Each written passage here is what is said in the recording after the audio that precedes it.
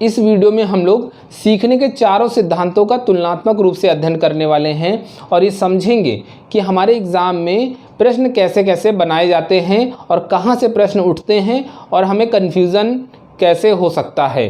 ज़रा समझते हैं कि थॉर्नडाइक के सिद्धांत को, पावलोव के सिद्धांत को, स्किनर और हल, ये 4 मनोवैज्ञानिकों के सिद्धांत को हमें आज इस वीडियो में बहुत अच्छे से समझना है। सबसे पहले तो एक बात ये समझते हैं कि हमारे एग्ज़ाम में पूछा क्या क्या जाता है। सबसे पहली बात है कि इन सिद्धांतों के बारे में आखिर ये सिद्धांत हैं क्या। अब भाई सिद्धांत के बारे में हम लोग ये समझेंगे कि एक मनोवैज्ञानिक ने तो एक सिद्धांत को पेश करने के लिए पूरी किताबें लिख दी होगी, लेकिन ना हमारे पास उस पूरी किताब को पढ़ने का वक्त है, ना ही उसको समझने की हमारे पास क्षमता है, और ना ही हमारे लिए वो बहुत ज़्यादा इफ़ेक्टिव होगा। तो हमें पूरे सिद्धांत को कैसे समझना है? हमें पूरे सिद्धांत को सिर्फ समझना है एक लाइन में या फिर एक शब्द में। क्या ऐसा संभव है? बिल्कुल ऐसा संभव है। पूरे थॉर्नडाइक के सिद्धांत को, पावलोव के सिद्धांत को, हल के सिद्धांत को, स्किनर के सिद्धांत को हमें कैसे समझना है? सिर्फ एक लाइन में, एक शब्द में। पहली बात सिद्धांत समझेंगे। दूसरी बात कि इनके सिद्धांत में आखिर सीखने का आधार, सीखने का मुख्य कारण क्या बताया गया था। दूसरी बात, हर मनोवैज्ञानिक ने सीखने का अलग अलग कारण क्या बताया था। दूसरी बात, अगर हम इतना याद रख ले गए तो हमसे एग्ज़ाम में प्रश्न गलत नहीं होगा। तीसरा पॉइंट है कि इन्होंने जो प्रयोग किया था वो प्रयोग किस जानवर पे किया था, किस एनिमल पे किया था। ठीक है, तीसरी इंपॉर्टेंट बात। चौथी इंपॉर्टेंट बात, आखिर इनके सिद्धांत को किसी और भी अन्य नामों से जाना जाता है क्या हमारे एग्ज़ाम में। बस ये 4 बातें अगर हमने याद रख ली इन चारों सिद्धांत के बारे में, ये मेरी गारंटी है कि कभी क्वेश्चन आपसे गलत नहीं होना है। ज़रा समझते हैं थॉर्नडाइक का सिद्धांत। तो सबसे पहले बात तो है कि हम 4 सिद्धांतों को ये समझें कि हर सिद्धांत में सीखने का आखिर आधार क्या है। तो थॉर्नडाइक के सिद्धांत में सीखने का आधार है उद्दीपक। अब हमने उद्दीपक तो समझा था, कोई भी वातावरण का ऐसा घटक जिसको देखकर मन करता है कि ये वस्तु हमारे पास आ जाए। ठीक है, पहली बात कि मन करे कि ये वस्तु आ जाए, और दूसरी बात है कि उसके लिए कोई प्रयास करना शुरू कर दे। यानी कि ऐसी वस्तु जिसको देखकर मन करे हमारे पास आ जाए और उसके लिए कोई क्रिया इंसान या प्राणी करना शुरू कर दे, वो कहलाती है हमारी उद्दीपक। तो यहाँ पर सीखने का आधार क्या है? उद्दीपक। तो एग्ज़ाम में क्वेश्चन आएगा, सीधे क्वेश्चन आएगा कि थॉर्नडाइक के अनुसार सीखने का आधार क्या है? पुनर्बनन, उद्दीपक या फिर आवश्यकता पूर्ति। तो हम लोग क्या आंसर करेंगे? आंसर करेंगे उद्दीपक। ज़रा बात करते हैं पावलोव के सिद्धांत की। पावलोव के सिद्धांत में सीखने का आधार हो गया हमारा अनुबंधन। ठीक है, सीखने का आधार क्या हो गया? अनुबंधन। अब पावलोव जब महोदय आए तो उन्होंने बताया कि केवल वास्तविक उद्दीपकों से नहीं सिखाया जा सकता है, इसके अलावा हो सकता है कृत्रिम उद्दीपकों से सिखा दिया जाए। अब कृत्रिम उद्दीपकों को उन्होंने कैसे बताया? उन्होंने कहा वास्तविक उद्दीपक का अगर किसी और उद्दीपक के साथ अनुबंधन कर दिया जाए तो उस कृत्रिम उद्दीपक से भी व्यक्ति या प्राणी कोई भी काम सीख सकता है। ठीक है, तो इन्होंने सीखने का आधार क्या बताया? अनुबंधन। किसने बताया? पावलोव ने। 2 बातें हो गई। सीखने का आधार थॉर्नडाइक के अनुसार उद्दीपक, सीखने का आधार पावलोव के अनुसार अनुबंधन। जरा बात करते हैं हल की। यहाँ जब भी हम लोग पढ़ेंगे तो हम लोग पहले थॉर्नडाइक, फिर पावलोव, फिर हल, फिर स्किनर को पढ़ेंगे। ठीक है, ये हमने पहले लिख दिया, लेकिन इसको हम लोग बाद में समझेंगे। इसका कोई विशेष कारण नहीं है, लेकिन हाँ एक फ्लो है, उसके हिसाब से समझेंगे। हल के सिद्धांत में सीखने का आधार आवश्यकता की पूर्ति। क्या हो गई? सीखने का आधार आवश्यकता की पूर्ति। किसी व्यक्ति को किसी चीज़ की आवश्यकता होगी, किसी चीज़ की कोई कमी होगी, उसी कमी को पूरा करने के लिए प्राणी सीखने का प्रयास करेगा। तो सीखने का आधार हल के अनुसार क्या होगा? आवश्यकता की पूर्ति। धीरे धीरे अभी हम लोग सारी बातें समझेंगे तो हम लोग समझ जाएंगे कि एग्ज़ाम में क्या पूछा जाएगा और हमें क्या याद करना है, क्या समझना है। सीखने का आधार क्या होगा? हल के अनुसार आवश्यकता की पूर्ति। स्किनर के अनुसार सीखने का आधार क्या होगा? पुनर्बलन। ठीक है, बस पहली बात तो ये है कि इन चारों पॉइंटों को अच्छे से याद हमें रख लेना है। थॉर्नडाइक के अनुसार सीखने का आधार क्या होगा? सीखने का आधार उद्दीपक होगा, पावलोव के अनुसार अनुबंधन होगा, और हल के अनुसार क्या होगा, आवश्यकता की पूर्ति होगा, स्किनर के अनुसार पुनर्बलन होगा। इतनी बात समझ में आ गई? बिल्कुल आ गई होगी। ज़रा एक बात और समझते हैं, थोड़ा सा और हमें कन्फ्यूज़न हो सकता है बढ़े, कि जो इनके सिद्धांत हैं उनके जो सबसे मुख्य नाम हैं जो उस मनोवैज्ञानिक ने दिया था, ज़रा उन नामों को देखते हैं तो दूसरी बात हमें समझ में आ जाएगी। थॉर्नडाइक के अनुसार, थॉर्नडाइक का जो सिद्धांत था उसका मुख्य नाम था उद्दीपक प्रतिक्रिया सिद्धांत। क्या नाम है? उद्दीपक प्रतिक्रिया सिद्धांत। इन्होंने सीखने का आधार किसे बताया था? उद्दीपक को बताया था। तो इनके सिद्धांत का मुख्य नाम क्या होगा? उद्दीपक प्रतिक्रिया सिद्धांत। किसी को कोई कन्फ्यूज़न? बिल्कुल नहीं है। उद्दीपक प्रतिक्रिया सिद्धांत या उद्दीपक अनुक्रिया सिद्धांत किसने दिया था? थॉर्नडाइक ने।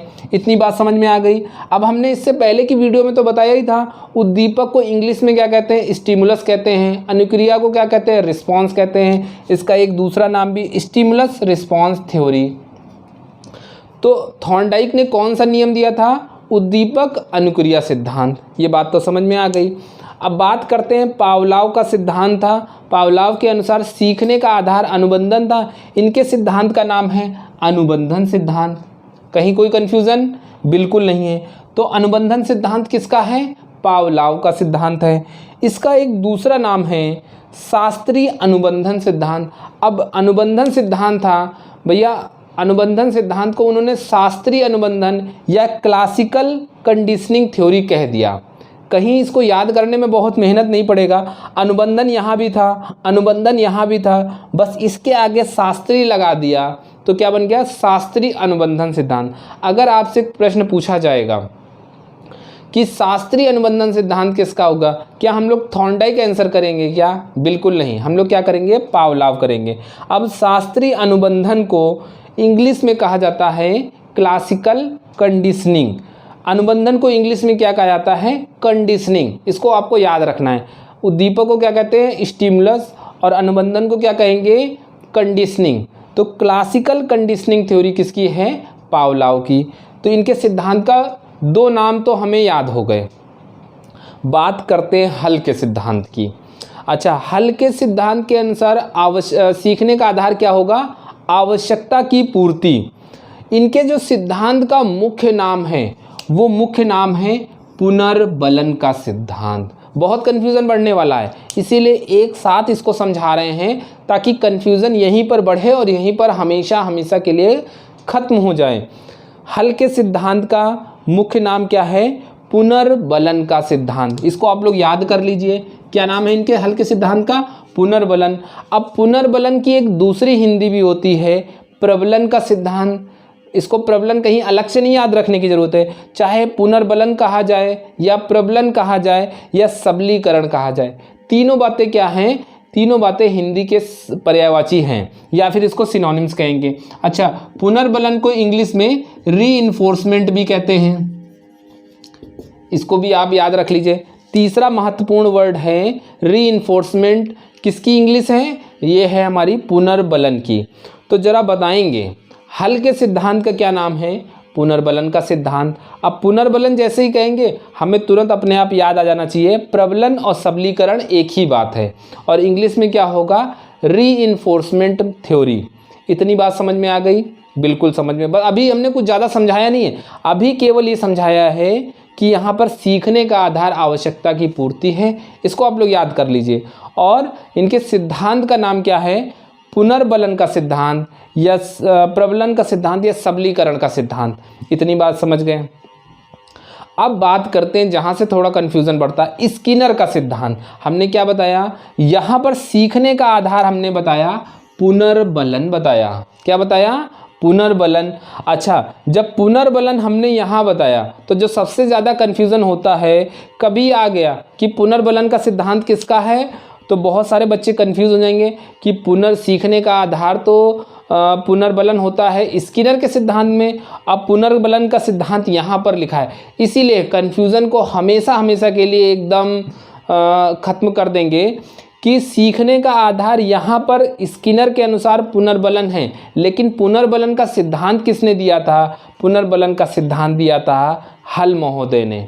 ठीक है, यहाँ पर पुनर्बलन, सीखने का आधार पुनर्बलन है किस मनोवैज्ञानिक के अनुसार?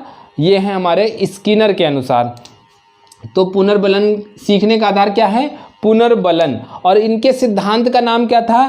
क्रिया प्रसूत सिद्धांत। क्रिया प्रसूत सिद्धांत किसका है? स्किनर का। अब इसकी इंग्लिश क्या होगी? Operant conditioning theory. Operant conditioning theory सिद्धांत किसका है? ऑपरेंट कंडीशनिंग थ्योरी सिद्धांत है स्किनर का। और पुनर्बलन सिद्धांत किसका है? हल का। और सीखने का आधार अगर हम कहें पुनर्बलन है तो किस मनोवैज्ञानिक का सिद्धांत है? स्किनर का सिद्धांत हो गया। सीखने का आधार अगर आवश्यकता पूर्ति है तो किसका हो गया? हल का। अच्छा, अब हम जरा बताते हैं कि एग्जाम में क्वेश्चन कैसे पूछे जाते हैं। क्वेश्चन बहुत आसान पूछे जाते हैं कि सीखने का आधार हल के अनुसार क्या होगा? ऑप्शन होगा पुनर्बलन, और दूसरा ऑप्शन होगा आवश्यकता की पूर्ति, तीसरा ऑप्शन होगा अनुबंधन, चौथा ऑप्शन होगा उद्दीपक। तो हल के अनुसार सीखने का आधार क्या होगा? आवश्यकता की पूर्ति। जिसने जिसने अगर पुनर्बलन लगा दिया, सीखने का आधार पुनर्बलन होगा, उसका क्वेश्चन गलत हो जाएगा। सीखने का आधार अगर पुनर्बलन दिया है तो कौन से मनोवैज्ञानिक होंगे? तो मनोवैज्ञानिक होंगे स्किनर। इतनी बात सबको समझ में आ गई है? अगर इतनी बात समझ में आ गई तो हम लोग अपने सिद्धांत पे आते हैं, फिर से अपने सारे सिद्धांत पे आते हैं। सॉरी, बात करते हैं थॉर्नडाइक की। तो एक हमारे मनोवैज्ञानिक थे अमेरिका के, थॉर्नडाइक के। वही थॉर्नडाइक हैं जो हमने जिनको पढ़ा था बुद्धि के सिद्धांतों में बहुकारक सिद्धांत वाले थॉर्नडाइक, और जिन्होंने एनिमल इंटेलिजेंस बुक लिखी थी। तो थॉर्नडाइक ने कहा, भैया अगर कोई व्यक्ति सीखना चाहता है तो उसके लिए सबसे ज़्यादा ज़रूरी चीज़ है उद्दीपक। उसके सामने कोई ऐसी मज़ेदार चीज़ हो, कोई ऐसी बढ़िया चीज़ हो जिसको वो पाना चाहता है और उसके लिए वो क्रिया करा दे, उसको क्या कहा गया? उद्दीपक। तो थॉर्नडाइक ने क्या कहा? यदि कोई व्यक्ति किसी कार्य को तभी सीखता है जब उसके सामने कोई उद्दीपक होता है, इस उद्दीपक के लिए वह विशिष्ट अनुक्रिया करता है, जिससे उद्दीपक और अनुक्रिया के बीच में एक संबंध स्थापित हो जाता है और वह प्राणी उस कार्य को सीख जाता है। सिंपल सी बात है, कोई वस्तु देखी, ठीक है, उद्दीपक उसको दिखा। जैसे उन्होंने एक देखा, बिल्ली को उन्होंने एक पिंजड़े में बंद कर दिया, बिल्ली के सामने एक मरी हुई मछली या फिर उसका भोजन रख दिया। बिल्ली पहले तो आराम से बैठी थी, लेकिन जैसे ही उद्दीपक रखा तो बिल्ली ने सोचा कि अब मुझे इस उद्दीपक को या मछली को खाना है, तो उसके लिए वो क्या करने लगी? अनुक्रिया करने लगी। उद्दीपक को देखा और इसके लिए विशिष्ट अनुक्रिया यानी कि उछलने कूदने लगी, और एक बार गलती से उसका पैर, एक बटन था, एक खटका था, उस पर पड़ गया और उसका गेट खुल गया पिंजड़े का। तो बिल्ली बाहर निकली और उसने उस मछली को खाया, और थॉर्नडाइक ने पकड़ के उसको फिर से बिल्ली को अंदर बैठा दिया। तो इससे क्या हुआ? उद्दीपक यानी कि मरी मछली और अनुक्रिया यानी कि उसकी उछल कूद, दोनों के बीच में एक अनुबंध स्थापित हुआ। उसके कारण उसने दरवाजे को खोलना या पिंजड़े को खोलना सीख लिया। ठीक है, तो हमने ये समझा थॉर्नडाइक के अनुसार कैसे व्यक्ति सीखता है? उद्दीपक और अनुक्रिया के बीच में संबंध से सीखता है। थॉर्नडाइक के सिद्धांत में हमने इतना समझा कि हमारा उद्दीपक क्या हो गया? उद्दीपक हो गया उस बिल्ली का भोजन यानी कि मृत मछली, और अनुक्रिया करता क्या हो गया? बिल्ली। अगर एग्ज़ाम में पूछा जाएगा आपसे कि प्रयोग किस पे किया, तो प्रयोग किया था बिल्ली पर। ज़रा देखते हैं थॉर्नडाइक के सिद्धांत को कुछ अन्य नामों से जानते हैं, ज़रा उनको हम लोग समझते हैं। सबसे पहले बात तो है कि उद्दीपक अनुक्रिया सिद्धांत इसे कहा गया क्योंकि उद्दीपक के कारण ही व्यक्ति सीखता है, तो इसको उद्दीपक अनुक्रिया सिद्धांत कहा गया। किसी को कोई समस्या नहीं। इसको इंग्लिश में स्टिमुलस रिस्पॉन्स थ्योरी कहा गया, हमने बताया ही था। उद्दीपक को इंग्लिश में क्या कहते हैं? स्टिमुलस कहते हैं, तो इसको स्टिमुलस रिस्पॉन्स थ्योरी कहा गया। शॉर्ट में इसको SR थ्योरी कहा गया। किसी को कोई समस्या नहीं। अनुबंध सिद्धांत। इसको कहा गया अनुबंध सिद्धांत। क्यों अनुबंध सिद्धांत कहा गया? क्योंकि उद्दीपक और अनुक्रिया के बीच में एक संबंध स्थापित होता है, इसलिए क्या कहा गया इसको? अनुबंध सिद्धांत या फिर बॉन्ड थ्योरी। किस सिद्धांत को अनुबंध सिद्धांत कहा गया? थॉर्नडाइक के सिद्धांत को अनुबंध सिद्धांत कहा गया, क्योंकि बड़ा सिंपल सिद्धांत है। उद्दीपक को देखा, अनुक्रिया किया, बीच में एक संबंध बन गया, इसको कहा गया अनुबंध सिद्धांत। संबंधवाद सिद्धांत, अब उद्दीपक और अनुक्रिया के बीच में एक संबंध बना था तो इसको संबंधवाद भी कहा गया। संयोजनवाद, उद्दीपक और अनुक्रिया के बीच में एक प्रकार का संयोजन हो गया था, ठीक है, तो इसको संयोजनवाद का सिद्धांत कहा गया। सहचर्यवाद, उद्दीपक और अनुक्रिया के बीच में एक प्रकार का सहचर्यवाद स्थापित हो गया था, इसलिए इसको क्या कहा गया? इसको कहा गया सहचर्यवाद या फिर एसोसिएशन का सिद्धांत। संयोजनवाद यानी कि कनेक्शन का सिद्धांत, ठीक है। प्रयत्न एवं भूल का सिद्धांत, बिल्ली को बार बार पिंजड़े में लाके बंद कर देते, बिल्ली उछल कूद करती थी और खटका दबाती थी, गेट खुल जाता था, जाके मछली को खा लेती थी, फिर आके बैठ जाती थी। जितनी बार ये किया गया उतनी बार वो इसको एक तरह से खटके की सहायता से दरवाजे को खोलना सीख गई। फिर एक ऐसी स्थिति आती है कि बिल्ली बहुत सटीकता से उस गेट को खोलना सीख जाती है, तो इस सिद्धांत को क्या कहा गया? प्रयत्न और भूल का सिद्धांत। इतने सारे अन्य नाम हैं, कहीं से आपको याद करने की, रट्टा मारने की ज़रूरत नहीं है, इसको अपने आप सारे सिद्धांत अभी हम लोग देखेंगे कि सारे सिद्धांत हमें याद हो जाएंगे। तो अब तक हमने थॉर्नडाइक में क्या क्या पढ़ा? सबसे पहले थॉर्नडाइक के सिद्धांत में हमने पढ़ा कि सीखने का आधार उद्दीपक होता है, उद्दीपक को देखता है, अनुक्रिया करता है, एक संबंध स्थापित हो जाता है और प्राणी उस कार्य को सीख जाता है, ये सिद्धांत कहता है। किस पर प्रयोग किया गया था? बिल्ली पर किया गया था। और उद्दीपक क्या था? मृत मछली था। अन्य नाम क्या थे? उद्दीपक, अनुक्रिया, एसआर सिद्धांत, अनुबंध सिद्धांत, संबंधवाद, संयोजन, सहचर्य, प्रयत्न और भूल। कहीं किसी को कोई कन्फ्यूज़न नहीं होना चाहिए। थॉर्नडाइक के बाद हमारे एक मनोवैज्ञानिक आए, पावलोव। उन्होंने बताया कि जो प्राणी होता है केवल वास्तविक उद्दीपक से ना सीखकर कृत्रिम उद्दीपक से भी सीख सकता है। अब कृत्रिम उद्दीपक क्या होता है? उन्होंने बताया वास्तविक उद्दीपक यानी कि वास्तविक ज़रूरत को अगर एक कृत्रिम उद्दीपक के साथ जोड़ दिया जाए या यूँ कहें कि उसका अनुबंधन कर दिया जाए, तो इस अनुबंधन के कारण जो कृत्रिम उद्दीपक होता है उसके कारण भी प्राणी सीख सकता है। जरा समझते हैं इनके प्रयोग को। तो पावलोव के नाम को हम लोग देखते हैं, लाव को हम लोग ऐसे लिख सकते हैं, पावलोव को हम लोग ये कह सकते हैं लार बना सकते हैं, इतना हम लोग कर सकते हैं ना। पावलोव को नाम को हम लोग लार बना सकते हैं, और लार किसके आती है? लार तो आती है कुत्ते की। तो हम लोग इतना याद रखेंगे कि पावलोव ने अपना प्रयोग किस पे किया था? कुत्ते पर किया था। पहली बात तो इतनी हो गई। किस पर प्रयोग किया था? कुत्ते पर। अब इनके प्रयोग को ज़रा समझते हैं। पावलोव ने अपने प्रयोग में एक कुत्ते को बांध दिया और उसको भोजन रखा। जैसे ही भोजन रखा तो कुत्ता लार गिराने लगता था, पहली बात हो गई।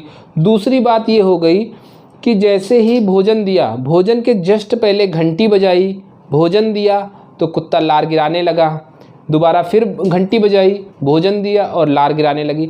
ये क्रिया कई बार की, यानी कि इस क्रिया की पुनरावृत्ति करते गए। तो पुनरावृत्ति से स्थापित अनुकूलन, एक अनुकूलन ऐसा हुआ कि उन्होंने भोजन नहीं दिया, केवल घंटी बजाई और कुत्ते के लार आने लगी।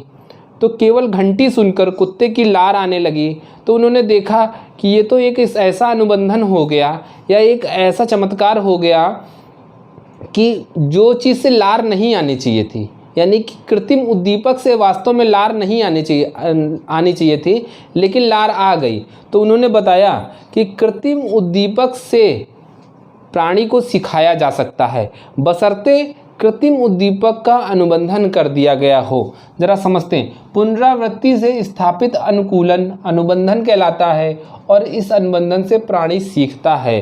केवल घंटी से लार आना एक प्रकार का अनुबंधन से सीखना हो गया। तो हमारे एग्ज़ाम पॉइंट ऑफ व्यू से क्या पूछा जाएगा, ज़रा हम समझते हैं। पावलोव के अनुसार सीखने का आधार क्या है? हमारा अनुबंधन हो गया।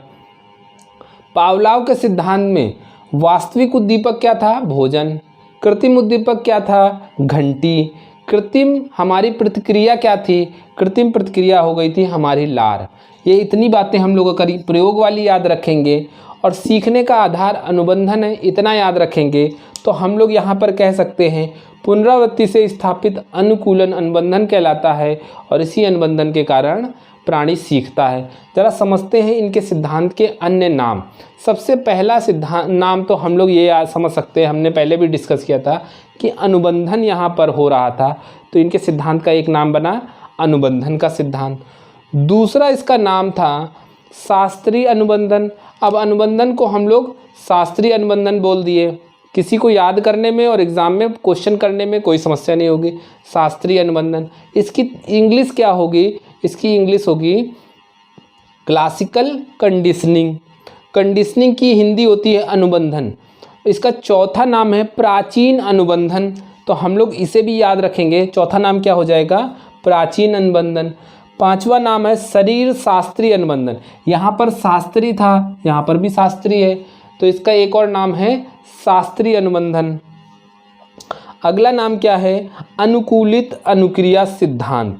अब इसको अनुकूलित अनुक्रिया सिद्धांत क्यों कहा गया है, जरा यहाँ पर समझते हैं। यहाँ पर एक प्रकार की जो अनुक्रिया थी, अनुक्रिया को क्या कर दिया था? अनुक्रिया को अनुकूलित कर दिया था। कैसे अनुकूलित किया गया? ये देखिए, पुनरावृत्ति से बार बार अनुकूलित कर दिया गया।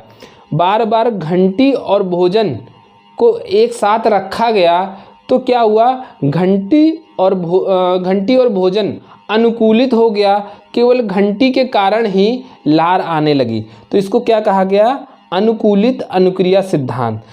तो इसका एक और नाम है संबद्ध प्रतिक्रिया सिद्धांत। ये सारे नाम हम लोग हल्का हल्का अपने दिमाग में रख लेंगे।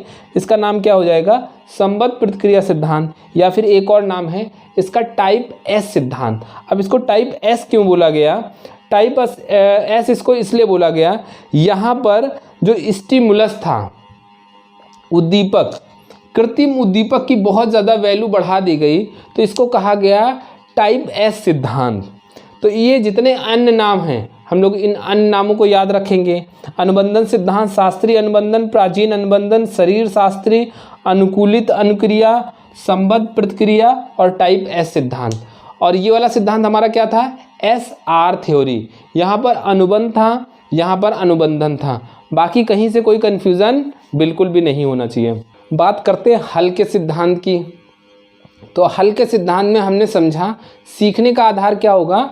सीखने का आधार होगा आवश्यकता की पूर्ति। जरा समझते हैं पूरे सिद्धांत को। आवश्यकता की पूर्ति के लिए एक चालक उत्पन्न होता है या एक अंतर्नोद उत्पन्न होता है। अंतर्नोद की इंग्लिश क्या होती है? ड्राइव। ठीक है, जैसे भोजन की आवश्यकता है, ठीक है, तो क्या हो जाएगी? भूख उत्पन्न हो जाएगी। तो भूख क्या है? भूख एक प्रकार का चालक है, या फिर अंतर्नोद है, या फिर ड्राइव है। और आवश्यकता का है कि ये आवश्यकता है भोजन की, तो भोजन की आवश्यकता है। और भूख क्या है? भूख एक प्रकार की चालकता है। तो ये सिद्धांत क्या कहता है? ये सिद्धांत कहता है सीखने का आधार तो आवश्यकता की पूर्ति है। अब आवश्यकता की पूर्ति के लिए चालक उत्पन्न होता है, और यह चालक क्या करता है? ये जो चालक है यानी कि जो भूख है, ये अधिगम को बल देती है। अधिगम को बल दिया तो इस सिद्धांत को क्या कहा? पुनर्बलन का सिद्धांत। बस इतना ही सिद्धांत कह रहा है। सिद्धांत कह रहा है आवश्यकता हुई तो आवश्यकता के कारण चालक उत्पन्न हुआ। अब ये चालक क्या करेगा? ये चालक अधिगम को बल देगा, यानी कि इस चालक के कारण, भूख के कारण, प्यास के कारण, या और भी जितने प्रकार की चालकता है, उसके कारण जो अधिगम प्रक्रिया होगी वो थोड़ी तेज हो जाएगी। क्या इतनी बात समझ गए? अधिगम प्रक्रिया तेज हो जाएगी या अधिगम को बल देगा, इसीलिए सिद्धांत को पुनर्बलन का सिद्धांत कहा। तो पुनर्बलन के सिद्धांत में सीखने का आधार क्या होगा? पुनर्बलन के सिद्धांत में सीखने का आधार आवश्यकता की पूर्ति हो जाएगा। ठीक है, और इसके कुछ और नाम हैं, उसको ज़रा समझते हैं। अच्छा, एक चीज़ और बता देते हैं, यह प्रयोग किस पे किया था? यह प्रयोग चूहे पर किया था। अच्छा, चूहे के प्रयोग में क्या किया गया? वहाँ ये समझा गया कि एक चूहे को, ये वाला प्रयोग है, इस प्रयोग में बताया गया एक चूहे को एक ऐसे भूल भुलैया में बंद कर दिया गया। तो देखा गया कि जब चूहे को भूख लगती थी तो वो खाने की तरफ दौड़ता था। एक तरफ खाना रख दिया गया था, एक तरफ पानी रख दिया गया था। जब उसको भूख लगती थी तो वो खाने की तरफ जाता था, जब उसको प्यास लगती थी तो पानी की तरफ जाता था। तो उसको जैसा जैसा चालक उत्पन्न होता था वो उसी प्रकार की क्रिया करने लगता था। इसीलिए सिद्धांत को पुनर्बलन का सिद्धांत कहा गया। हमारे एग्जाम में केवल ये पूछा जाएगा कि प्रयोग किस पे किया गया था, तो प्रयोग किया गया था चूहे पर। पावलोव ने प्रयोग किस पे किया था, कुत्ते पर। थॉर्नडाइक ने बिल्ली पर, और स्किनर ने भी चूहे पर और कबूतर पे। तो आवश्यकता की पूर्ति क्या होगी, यहाँ पर सीखने का आधार होगा। अच्छा, इस सिद्धांत को कुछ और नामों से देखते हैं। पुनर्बलन का सिद्धांत, इतना तो हमने समझ लिया था, हमने बताया था, बस यही याद रखना है। पुनर्बलन का सिद्धांत, प्रबलन का सिद्धांत और सबलीकरण का सिद्धांत, इतना हमें याद रखना है। बात करते हैं, इसका अगला नाम है सतत अधिगम सिद्धांत। यहाँ पर जो अधिगम प्रक्रिया या जो अधिगम हो रहा है वो लगातार हो रहा है, कॉन्टिन्यूसली हो रहा है, इसलिए इसको कहा गया सतत अधिगम का सिद्धांत। अच्छा, इस पूरे सिद्धांत में हमने देखा एक प्रकार का चालक उत्पन्न हुआ या अंतर्नोद उत्पन्न हुआ या फिर प्रणोद उत्पन्न हुआ। तो इस सिद्धांत को कहा गया अंतर्नोद का सिद्धांत या प्रणोद का सिद्धांत या चालक का सिद्धांत। ये 3 नाम होंगे ना, हम लोग याद रख लेंगे। अच्छा, इस सिद्धांत का एक और नाम है चालक न्यूनता सिद्धांत। इसको चालक न्यूनता सिद्धांत क्यों कहा गया, हमने देखा यहाँ पर जैसे ही आवश्यकता की पूर्ति हो जाएगी, ये जो चालक है ना, ये चालक कम हो जाएगा या चालक समाप्त हो जाएगा। ये चालक समाप्त हो जाएगा यानी कि चालक अधिगम को बल देना बंद कर देगा, पुनर्बलन लगना बंद हो जाएगा और आराम से व्यक्ति सीखना बंद कर देगा। तो इस सिद्धांत को क्या कहा गया है, चालक न्यूनता का सिद्धांत। मतलब चालक कम हो जाएगा, आवश्यकता की पूर्ति तो चालक न्यूनता। अच्छा, इसको चालक न्यूनता कहा गया है, इसको अंतर्नोद न्यूनता भी कहा गया है, चालक ह्रास भी कहा गया है, अंतर्नोद ह्रास भी कहा गया है। ये सारे नाम हैं, सारे नाम हम लोग याद रखेंगे सिर्फ एक नाम से, चालक न्यूनता का सिद्धांत। कैसे चालक न्यूनता, कि आवश्यकता की पूर्ति हो गई, मतलब भोजन मिल गया, भूख खत्म हो गई, तो तुरंत क्या होगा, तुरंत सीखना बंद हो जाएगा या कम हो जाएगा। इसका एक और नाम है जो बहुत इम्पॉर्टेंट है, स्टिमुलस ऑर्गेनिज्म रिस्पॉन्स थ्योरी। क्या नाम है इसका, stimulus organism response theory, short में इसको SOR थ्योरी कहा गया। और यहाँ पर चालक न्यूनता सिद्धांत कहा गया है, इसीलिए इसको कहा गया ड्राइव रिडक्शन थ्योरी। एक और नाम है ड्राइव रिडक्शन थ्योरी। जरा बताएंगे SR थ्योरी कौन सी है, थॉर्नडाइक वाली। S टाइप थ्योरी कौन सी है, हमारी पावलोव वाली। और हमारी DR थ्योरी कौन सी है, हल वाली। बात करते हैं अपने अगले सिद्धांत की, स्किनर का सिद्धांत। अब स्किनर के सिद्धांत में हमने एकदम से समझ लिया था कि यहाँ पर सीखने का आधार क्या है, सीखने का आधार हमारा हो गया पुनर्बलन। अच्छा, इस सिद्धांत को क्या पुनर्बलन का सिद्धांत कहते हैं क्या, बिल्कुल नहीं। पुनर्बलन का सिद्धांत कौन सा होगा, हल का सिद्धांत। इस सिद्धांत को क्या कहते हैं, क्रिया प्रसूत का सिद्धांत। जरा समझते हैं इस सिद्धांत में क्या कहा गया। यदि कोई क्रिया हो रही है, सबसे पहली बात तो यहाँ पर इस सिद्धांत में एक क्रिया हो रही है, नॉर्मल एक काम हो रहा है, एक क्रिया हो रही है और क्रिया के बाद कोई सकारात्मक दशा दे दी जाए, ठीक है, तो क्रिया की सक्रियता बढ़ जाती है। इस बढ़ी हुई सक्रियता को क्या कहेंगे, क्रिया प्रसूत कहेंगे। इसीलिए सिद्धांत को क्या कहा गया था, क्रिया प्रसूत का सिद्धांत। और जो सकारात्मक दशा दी गई थी उसको कहा गया पुनर्बलन। जरा समझते हैं, एक व्यक्ति है, वो एक एग्ज़ाम की तैयारी कर रहा है, अगर एग्ज़ाम की तैयारी लगातार कर रहा है, एग्ज़ाम देने जा रहा है, जिस दिन उसका पेपर हो रहा है, पेपर देने से पहले या पेपर के 4 दिन पहले उसको बता दिया गया कि भैया अगर एग्ज़ाम में टॉप कर दिए सीधे आपको IAS की नौकरी दे दी जाएगी। तो क्या उसके कार्य की क्षमता कुछ बढ़ जाएगी, बिल्कुल बढ़ जाएगी। तो हमने देखा यदि कोई व्यक्ति यदि कोई क्रिया हो रही है, यानी कि बच्चा एग्ज़ाम की तैयारी कर रहा है, क्रिया के बाद कोई सकारात्मक दशा दे दी जाए, यानी कि उसे IAS बनने का प्रलोभन दे दिया जाए, कोई सकारात्मक दशा दे दी जाए, तो क्रिया की सक्रियता बढ़ जाती है, यानी कि उसका IAS की तैयारी करने में ज़्यादा मन लग जाता है। ठीक है, अब जो उसकी तैयारी हो रही है तो जो उस सक्रियता को या जो ज़्यादा तैयारी हो रही है उसको कहा जाएगा क्रिया प्रसूत। क्रिया क्या बन गई? क्रिया प्रसूत बन गया, क्योंकि क्रिया बहुत तेज होने लगी। ठीक है। और जो सकारात्मक दशा यानी कि जो आईएएस बनने का उसको प्रलोभन दिया गया था उसको क्या कहा? पुनर्बलन। इतनी बात समझ गए? उसको कहा गया पुनर्बलन। तो यहाँ पर जो क्रिया बन गई थी क्रिया प्रसूत, क्यों बनी थी? पुनर्बलन के कारण। तो यहाँ पर सीखने का आधार क्या होगा? पुनर्बलन। और यहाँ पर सीखने का आधार, हल के सिद्धांत में सीखने का आधार क्या होगा? आवश्यकता की पूर्ति। ठीक है। इन्होंने अपना प्रयोग किस पे किया था? इन्होंने पहले अपना प्रयोग चूहे पर किया था, बाद में कबूतर पर किया था। ये चूहे को वही अपनी पुरानी भूल भुलैया में बंद करके उसको, या पिंजड़े में बंद करके उसको गेट खुलवाना सिखाना चाहते थे। तो उसको जब गेट खोलता था या खटका दबाता था उसको भोजन दे देते थे।